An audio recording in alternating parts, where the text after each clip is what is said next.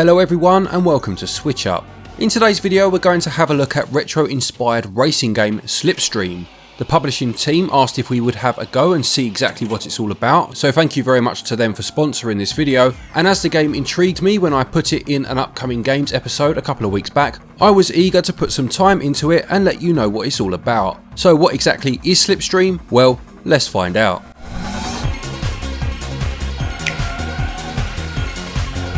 So Slipstream is a racing game allowing for 1 to 4 player action. It has just released on the Nintendo Switch as well as all other consoles and on PC. It costs £7.99 and regional equivalents are at the bottom of your screen now. We'll put a link in the description and the top pinned comment for where you can purchase the game. So now let's have a look at the key features and game modes. Looking at game modes first, as Slipstream features 6 different ways to play.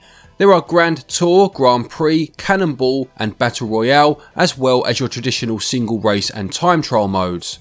All of these bar Grand Tour and time trial can be played in multiplayer mode with up to 4 players. Let's begin by looking at the Grand Prix, which is your tournament mode. There are 3 cups to choose from consisting of 5 races each, but aside from this there are a few different options which mix things up quite nicely. You can choose the stock cars option where all cars have their own unique abilities but cannot be upgraded throughout the Grand Prix. Each race awards you just points towards the scoreboard and nothing more. Or there are custom cars which all begin with the exact same base stat, but you can upgrade your car in a number of areas, putting points into them to improve performance as you see fit. You do this by using the money that's awarded depending on your finishes for each race and then putting points to each particular area, and you'll see the impact this will have on your car. As well as this, you can choose between automatic or manual drifting, with automatic assisting those who may find this more difficult, but at the expense of a bit of speed as you enter the drift. As I mentioned earlier, Grand Prix is one of the game modes which is available for 4-player multiplayer, and it's a huge amount of fun, especially with people of a similar skill level. Plus, while playing this way, you can use a single joycon to play, which is always a useful addition and plays to the strengths of the Nintendo Switch.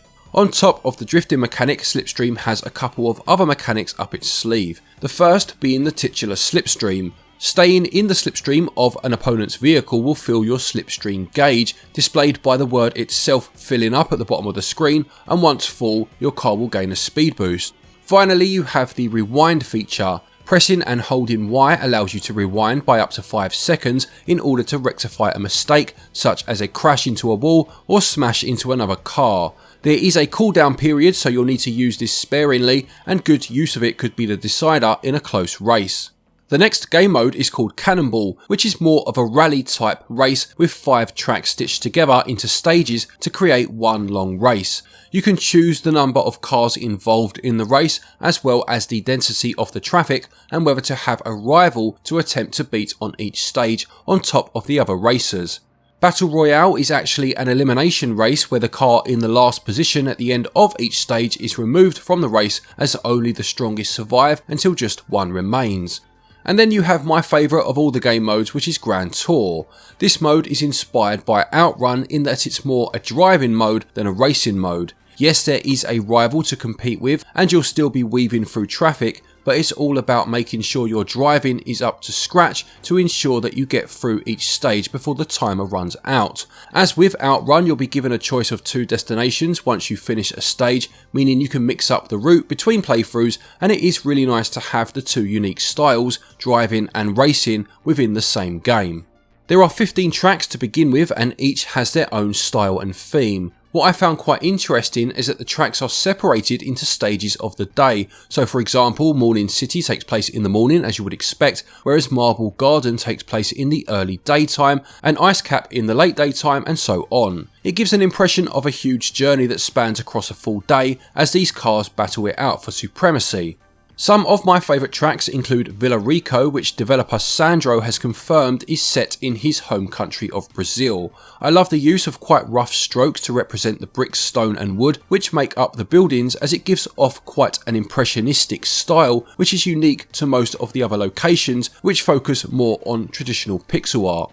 Radical City is another favourite of mine, completely different to the previous track I mentioned with the nighttime urban setting, and I'd be interested to know if Sandro took inspiration from Sega's Streets of Rage here, as the lights and sounds really do remind me of that franchise. I know that there is definitely a Sega influence throughout the game, obviously with Outrun, but also with things like tracks being named after stages from the Sonic the Hedgehog games, and it feels here very much so like you're speeding through Wood Oak City, where Axel, Blaze and Adam could be dishing out their form of justice around any of the street's corners as you whiz past. As I alluded to just now, and as you've no doubt seen by now, pixel art is used to very impressive effect.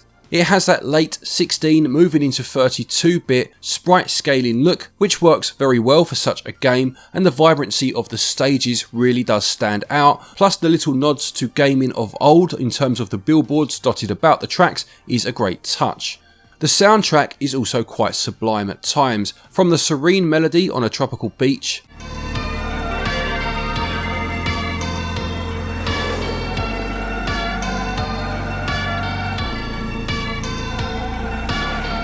to high-octane tunes in a busy city,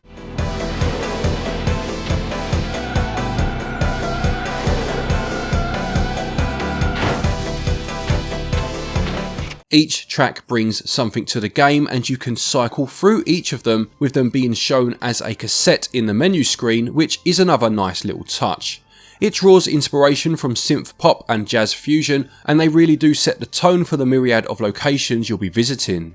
So there you have it, that is Slipstream, a game I've really been enjoying. I was very impressed with the amount of customization which changes the dynamic of things such as Grand Prix in particular. The multiplayer mode, of course, it's always great fun to have the ability to play with up to 4 players, and the Grand Tour mode with that classic Outrun vibe. Thank you to the publishing team for sponsoring this video. Don't forget there is a link in both the description and the top pinned comment if you would like to purchase Slipstream. A quick thank you to our Patreons as always for your continued support, and to each and every one of you for watching our videos. Take care, and until next time, happy gaming.